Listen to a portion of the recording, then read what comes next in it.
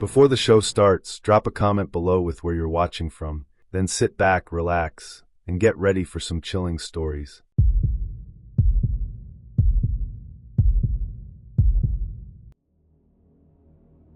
I took the job thinking it'd be peaceful. That's what they tell you when you're assigned to the northern stretches of Olympic National Park. Quiet, remote, full of trees and trails barely anyone uses. I was 27, single, and figured a few months in solitude could help me reset. What I didn't realize was that this place didn't offer peace. It offered isolation. And out here, isolation can turn on you. The ranger station they gave me was basically a glorified cabin about 14 miles off the nearest main road. It had no cell signal, a weak satellite radio, and ran on solar power backed by a noisy-ass generator. I'd be there 2 weeks at a time, logging patrols, monitoring fire conditions, and keeping the visitor records updated. Though let's be honest, visitors were rare out there. Sometimes I wouldn't see a single person for days. At first, that was the best part. The first 2 nights were calm, aside from the usual noises you get in the woods. Wind rustling the pines, an owl hooting, a coyote in the distance. It wasn't until the 3rd night that something felt off. I woke up around 2 a.m., heart racing for no good reason. Could have been a nightmare, but I don't remember dreaming anything. I got up to grab some water, and as I passed by the window facing the tree line, I swear I saw movement. Just a flicker, like someone ducking behind a tree. I told myself it was an animal, probably a deer, maybe a bear, but it didn't sit right with me. I went out the next morning to look around, and that's when I saw the footprints, humanoid barefoot. They started near the edge of the woods, circled the cabin, and stopped just below the window I'd looked through the night before. I'm not saying I panicked, but I sure as hell didn't finish my coffee that morning. I reported it to the main outpost through the satellite radio. They said it was probably teens messing around. Locals sometimes did that, apparently. But this far out, in the middle of the goddamn woods, I wasn't buying it. By day 5, the unease became routine. Every morning, I'd find something small moved around the property. The trash can knocked over. My firewood stacked in a different pattern. One time, the handle of the cabin door had a muddy handprint on it, too high up to be a kid's. But it was day 6 that really messed me up. I stepped outside after sunset, just to feel the cold air for a minute, and saw something hanging from a pine about 15 feet away. A doll, like a handmade thing, maybe 6 inches tall. Twigs for limbs, cloth for a face, and eyes drawn in marker. It was tied with twine and positioned to face the cabin, directly at my bedroom window. I didn't sleep that night. I stayed up, lights off, rifle across my lap, just listening. Around 3 a.m., I heard movement again. Not animal movement. This was footsteps, slow, calculated, heavy enough to crunch the pine needles. I didn't move. I barely breathed. But the sound stopped right outside the front door. I swear I could hear someone breathing. I counted slowly to 100 before I even stood up. When I finally worked up the courage to check, there was nothing there. No figure. No prints. Nothing but the doll still swaying gently in the cold air. The next morning, I hiked down a couple miles and set up trail cams. 2 around the front of the cabin, 1 in the back near the trees. I didn't tell anyone this time. What was I supposed to say? That someone was screwing with me in the middle of the forest? 2 days later, I checked the footage. The front cameras caught nothing out of the ordinary, but the one in the back. At exactly 3:17 a.m., the screen flickered. Then something, a blurry, dark shape moved across the frame. Not fast, not slow either. It stopped just in front of the lens. And even though the resolution was garbage in the low light, I could make out a face. A face right up against the camera. And then it just smiled. That night, I locked every door and window, kept the lights off, and barely blinked. I didn't sleep. I couldn't. The next morning, the back camera was gone. Completely ripped out of the tree and tossed on the ground, lens shattered. That's when I found the note. It was folded, tucked under a rock on the porch. No envelope. Just a torn sheet of paper, handwritten in smudged pencil. Stop watching, or next time we come inside. I stood on that porch for what felt like forever, holding the note in my hand, reading the words over and over again like they were going to suddenly make sense. We come inside. That was the part that got me. Not I, not me. We. I wasn't dealing with just one person out here. There were more of them, and they knew exactly where I was, what I was doing. Hell, they were watching me watch them. I packed up the trail cams that were still intact and brought them inside. I didn't even care about the footage at that point. I just didn't want any reason for them to get closer. That day I stayed in. No patrol, no hike. I barely stepped onto the porch. I kept the rifle nearby, loaded, safety off. That night, the forest was dead silent. Not even the usual owl calls. No wind, no rustling. Just this thick, suffocating silence pressing in on the cabin like the whole damn world was holding its breath. I didn't turn off the lights. Screw it. If they were gonna come, I wanted to see them coming. Around 2:40 a.m., I heard something tapping. Not the door, not the window, the roof. Light, repetitive, like fingers. I crept over to the door and flipped the outside light on. Nothing, but the tapping continued. Then it stopped. A few seconds passed, and then a bang, loud and sudden, from the back of the cabin. Then another one. Then something hit the window, hard enough to make the glass rattle, but not break. I shouted, told whoever the hell it was I was armed. I fired a warning shot through the front door. The noise stopped instantly, but I didn't sleep. Again. By morning, I'd made up my mind. I radioed in, said I was feeling sick and needed to be relieved early. They told me someone would hike up within 24 hours. I didn't even pack. I just sat there back to the wall, shotgun in my lap, eyes fixed on the door. Around noon, I heard a vehicle. I bolted outside like a madman. It was Ranger Halstead, older guy, been in the service for decades. I ran up to him and just let it all out. The doll, the footprints, the cameras, the note, the roof, everything. He didn't laugh. He didn't say I was imagining things. He just got real quiet. Then he told me something I'll never forget.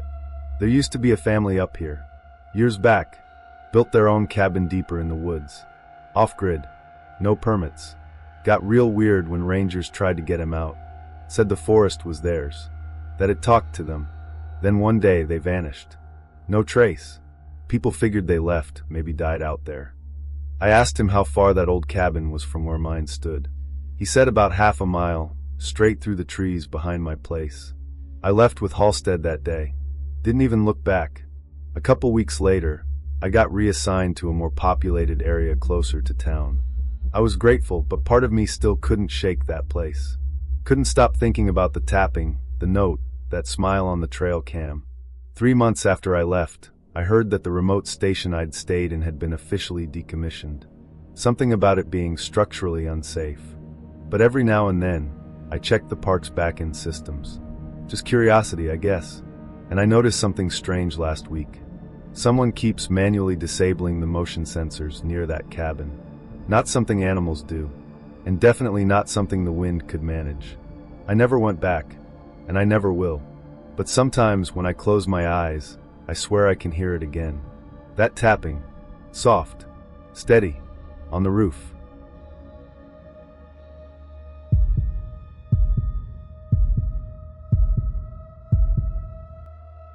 I've worked as a park ranger for nearly a decade, and I thought I'd seen it all. Lost hikers, bear encounters, even a guy who built a hidden weed farm halfway up a ridge. But nothing prepared me for what happened in the San Juans. It was early November, right before snow would make most of the trails impassable. I was assigned a solo backcountry patrol, 5 days deep in the mountains to check on old emergency shelters, clean up trash, and investigate reports of off-trail activity. Not uncommon, especially this time of year when the forest goes quiet. Most rangers avoid the job, but I've always loved being alone out there. It's the kind of silence you don't find anywhere else. Peaceful. Clean. But this time the silence felt wrong. Day one went smoothly. I made it to the first waypoint and camped near a small lake.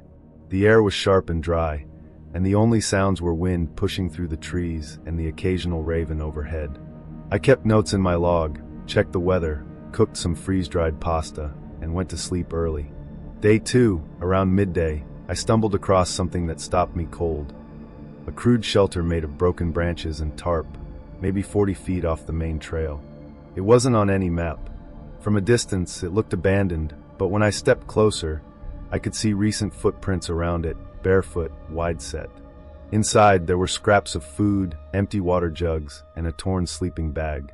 But the thing that really got me was the old Ranger Field notebook tucked between two rocks. It belonged to Ranger Wells, someone who'd been assigned this region back in July. He never filed a full report for this sector, just a single note in the station log saying he was heading up the high ridge to check some trail markers. Nobody thought twice about it. Maybe the radio cut out. Maybe he forgot to log out properly. But his damn notebook was sitting right there, waterlogged and ripped down the spine. Most of the pages were smeared beyond reading, but one of them had a line that chilled me. Don't follow the whistling. That night, I camped nearby, but far enough from the shelter to avoid attracting attention if whoever built it returned. I barely slept. Around 2 a.m., I heard crunching footsteps outside my tent. Slow. Heavy. I grabbed my flashlight and held my breath. They stopped maybe 6 feet from the tent. I couldn't see a shadow or silhouette through the nylon, but I swear I felt someone just standing there. I waited a solid 10 minutes before unzipping the flap and flashing the light. Nothing. No one. No prints. Just forest and fog. I told myself it was an animal. Probably an elk. Maybe a bear. But the next morning, I found one of my water bottles about 20 feet from camp. Chewed? No. Opened, like a person had twisted the cap off, taken a few sips, and left it there. Day 3, I pushed deeper toward the next shelter site. My radio was down again, no signal, not even static. I tried the backup unit. Nothing. I wasn't panicking, but I didn't feel good about it either. The deeper I went, the more I felt like I was being watched. And then I started noticing the signs. Twine wrapped tightly around tree branches. Pieces of broken mirror nailed into trunks, facing outward. Piles of small rocks stacked in careful pyramids, always right along the path I was following. That evening, as the sun dipped behind the ridge, I stopped in a clearing and looked up. On the far side, maybe 300 feet away, there was a figure standing still, tall, unmoving, too far to see clearly, but definitely human. No gear. No flashlight. Just standing there, watching me. When I blinked, it was gone. I didn't sleep that night either. Every sound made my chest tighten. And around 1 a.m., it started. A soft whistling. 4 notes. The same sequence. Over and over. Coming from the woods. I stayed completely still, staring at the tent ceiling, counting the notes like they might somehow stop. They didn't. The whistling continued until dawn. When the sun finally came up, I crawled out of my tent, heart still thumping like a damn drumline. The forest looked exactly the same. Quiet. Empty. But I couldn't shake the feeling that something had shifted. Like the woods weren't just alive, but aware. Watching. I packed faster than I ever had. Skipped breakfast. I was supposed to head north to the next waypoint, but I said screw it. I was going back the way I came. It was risky. I'd be losing a day, maybe more. But I wasn't about to spend another night out here with someone, or something, whistling lullabies outside my tent. A few miles in, I noticed more signs that I wasn't alone. Boot prints, now fresh ones. Deep. Bigger than mine. Someone was trailing me, and not even trying to hide it. I picked up the pace. No more breaks. Just walking, focused, alert. I was maybe an hour from the fork that would have led me to the main trail when I came across a tree with something carved into it. It was a spiral, and next to it, in jagged block letters, Laura. That stopped me cold. I hadn't told anyone where I'd be camping each night, only general checkpoints. No one should have known my name. Not out there. My radio was still dead, GPS glitching. And now someone was marking my path. It got worse that evening. I tried pushing past sundown, using my headlamp. I didn't want to sleep, I didn't want to stop moving, but my knees were aching and I was low on water. I made camp next to an old fire ring I recognized from a previous trip. Figured it was better than nothing. I stacked some branches as a perimeter alarm, basic survival trick. Then I zipped myself in and clutched my knife under the sleeping bag. At 2:12 a.m., the alarm triggered. Branches snapped. Then silence. I held my breath. A second later, a blade sliced the side of the tent open from the outside. I didn't wait to see who or what did it. I burst out the other side, bolted into the dark, flashlight bouncing wildly as I tore through brush, bleeding from my forearms. I didn't care. I just kept running until my legs gave out. Eventually, I found a ridge and climbed it. By some miracle, there was a weather-worn old patrol shack built into the stone. It hadn't been used in years. I forced the door, barricaded it with an overturned cot, and stayed inside for 2 nights. No fire, no noise, just rationing water, listening for footsteps, and praying my emergency signal would finally go through. On the morning of the 3rd day, I heard a voice outside. Real. Human. It was a search team, a pair of rangers from the Southern District. They said I'd missed my scheduled check-in by 4 days, and when they couldn't reach me, they started a sweep. I never told them everything, just that I'd been followed, that someone was out there. They found my torn tent, the boot prints, and even the shelter I'd stumbled onto, but no sign of who built it. No signs of whoever tried to get in. And Ranger Wells? Still listed as presumed missing. They offered me a month of leave. I took it.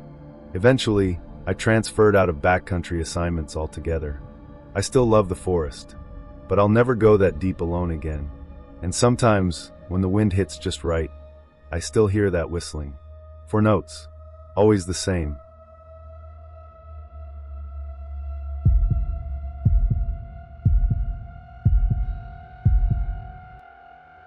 When I first got assigned to the South Watch housing unit at Zion, I was honestly relieved. After a year of bouncing between isolated posts and solo cabins, the idea of staying in a proper building with plumbing, heating, and other actual people sounded like a break. The unit was old, built in the 60s, tucked against the eastern cliffside, and mostly used as a rotating dorm for rangers on week-long shifts. There were 6 rooms total, 1 kitchen, 2 shared bathrooms, and an old common area with a busted TV that only played static unless you smacked it just right. We worked in pairs, day shifts, night patrols, trail inspections. The system was structured, reliable. At least it used to be. My first 2 nights there were uneventful. I bunked in room 3 next to Mark, an older ranger who mostly kept to himself. The others were chill enough, Lacey, quiet and efficient, Dom, kind of a sarcastic ass but knew the park like the back of his hand, and Josh, the youngest of the crew, always playing guitar too loud after hours. Standard dorm dynamics. Nothing out of the ordinary. Until stuff started going missing. At first, it was small, a multi-tool here, a flashlight there. People brushed it off as forgetfulness. Maybe someone borrowed it and forgot to return. But then it escalated. One morning I found my ranger notebook soaked in the bathroom sink. The pages were still dripping. No one claimed to know how it got there. Later that week, Dom swore someone poured water into his boots overnight. We laughed, kind of, but not really. Then came the mirror messages. One morning, Lacey walked out of the bathroom pale as a ghost. She called me in to look. Written across the fogged-up mirror in what looked like toothpaste was, "I see who snores." That would have been funny if it wasn't so off. The handwriting was jagged, too controlled to be a joke. It felt threatening. We checked the cameras in the hallway. Except, surprise, those old units hadn't worked since 2019. We were basically on our own. Management chalked it up to pranks. Long hours. Stress. Cabin fever. All the usual BS. But I started noticing other things. Every night, I'd hear footsteps in the hallway long after everyone had gone to bed. Slow, deliberate. Then they'd stop right outside my door. No knock. No sound. Just this lingering presence. One night I opened it quickly, trying to catch whoever it was, but the hall was empty. I stared down both directions. Nothing but dim yellow lights and the low hum of the vending machine at the end. I started locking my door every night after that. It was Lacey who told me about room 6. "I've never seen anyone stay in there," she said, eyes flicking toward the closed door at the far end of the building. "Even when we're full, they keep it locked." That stuck with me. So the next morning, when everyone was out on shift, I tried the handle. Locked. I went around, found the master key ring in the supply closet, and opened it. Room 6 smelled stale, like mildew and something sour. The bed was stripped bare. The light flickered when I flipped the switch. But what got me was the desk. Papers strewn everywhere. Park maps, shift schedules, notes. Dozens of them. Written in all caps, some coherent, some rambling. One said, "They don't know he's here." Another, "Hiding in plain sight." And then I found a voice recorder, one of those old school handheld ones. I played it. Static. Then, they think I'm gone. But I never left. I'm watching them. I hear what they say at night. I stopped it there. My stomach dropped. I snapped photos of everything, backed out, locked the door again, and returned the key. I didn't say anything at first. Who would believe me? But then things got worse. Someone started messing with the locks. My door was cracked open one morning. Lacey said she swore she saw Josh standing in the hallway around 3 a.m., but Josh had been out on night patrol. Doors started opening on their own. Food went missing. And the messages on the mirrors? They came back. This time, "Ethan, why do you sleep so deep?" After that message, I didn't sleep deep. Hell, I barely slept at all. I moved my cot against the door, kept my boots on at night, and started carrying a flashlight and my utility knife around like a nervous rookie. I tried to talk to Mark about it. He'd been at the post longer than anyone, but he just gave me this tired look and said, "Don't go digging into things that ain't yours to dig." That was it. No curiosity, no concern, just this deadpan warning like he already knew more than he wanted to admit. The next night, I stayed up, waiting in the dark. Around 2:45 a.m., I heard footsteps again, slower than before, heavier. I stayed still, barely breathing. They stopped outside my door. I could hear breathing, steady, deliberate. Then something scraped against the wood. Not scratching, dragging. Like metal. I held the knife tight, hard in my throat, and just waited. Eventually, the sound stopped. I stayed frozen until the sky outside began to lighten. When I opened the door, there was nothing. But etched into the wood, right at eye level, were the words. That morning, I confronted the others. I told them everything, room 6, the notes, the recordings, the sounds at night.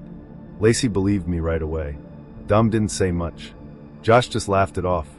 But Mark, he went pale. "You opened that room?" he asked quietly. I nodded. He stood up and walked out. Didn't say another word for the rest of the day. That night, Lacey knocked on my door. She couldn't sleep. Said she felt like someone had been in her room while she was in the shower. She was missing her ID badge, and someone had gone through her drawer. I told her to stay in my room for the night. Around 1 a.m., we heard it. The front door opened and shut. Then soft footsteps through the hall. We turned the lights off, held our breath. The steps stopped right outside the door again. Then slow breathing. Not ours. And then we heard something we'd never forget, laughing. But it wasn't loud. It wasn't even fully human. It was broken, like someone hadn't laughed in years and forgot how. Croaky. Wet. Just beyond the door. We waited. An eternity passed. Then it was gone. When we checked the cameras the next morning, shocker, they were fried. Static across the board. That's when I made the call to our district supervisor. I told him we had a serious problem. Possible security breach. I didn't mention the voice recording or the messages, just that I believed someone had been living in the building without authorization. He said he'd send a team the next day. That night, I locked myself in the bathroom to splash cold water on my face. That's when the lights went out. I reached for my flashlight, heart pounding. Then I heard the stall door creak behind me. There was no one else supposed to be in the building. I turned slowly, and that's when I saw him. A man, wearing an old Ranger uniform, outdated patch, wrong badge, but eerily familiar. He just stood there in the shadows of the bathroom, staring at me with wide, twitchy eyes. He whispered, "You shouldn't be here."